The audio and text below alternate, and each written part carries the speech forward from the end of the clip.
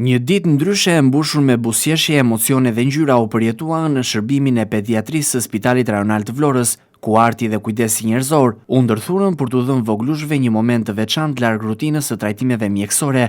Në kuadër të projektit Teatri vjen me buzëqeshje, fëmijët e shtruar në pediatri patën mundësinë të ndjekin një shfaqje teatrale të realizuar enkas për ta, në një ambient që zakonisht lidhet me kurim dhe sfida shëndetësore. Atmosfera u zhndrua për disa orë në një hapësirë gëzimi dhe fantazie, ku personazhet, ngjyrat dhe lojrat skenike sollën të qeshura të sinqerta dhe emocione të bukura. Heja, Ana, do të sjojmë të gjithë kështjellën.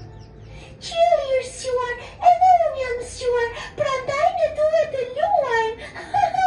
Kjo nismë synon të tregoj se arti nuk është vetëm argëtim, por është dhe një formë e rëndësishme mbështetjeje emocionale, sidomos për fëmijët që përballen me vështirësi shëndetësore. Përmes shfaqjes voglushët jo vetëm u argëtuan, por gjetën edhe forcë shpirtërore, duke haruar për një moment ambientin spitalor dhe duke u zhytur në botën e imagjinatës. Për ta bërë këtë ditë edhe më të veçantë, stafi realizues shpërndau dhurata për fëmijët, duke shtuar buzëqeshje dhe ndenjen e përkujdesjes. Ky gest simbolik u prit me entuziazëm nga të vegjëlit, të cilët e përjetuan aktivitetin si një surprizë të bukur dhe të ngrohtë. Organizimi i këtij aktiviteti u bë nën kujdesin e Ministrisë së Turizmit, Kulturës dhe Sportit, e cila ka mbështetur këtë projekt me qëllim promovimin e artit si një mjet për përmirësimin e mirëqenies sociale. Një rol të rëndësishëm në realizimin e tij pati edhe stafi i përkushtuar i shërbimit të pediatrisë së Vlorës, i cili kontriboi me angazhimin për të sjellë këtë iniciativë pranë fëmijëve. Ky aktivitet është një dëshmi e qartë se bashkëpunimi mes institucioneve dhe artistëve mund të krijojë momente të vlefshme njerëzore,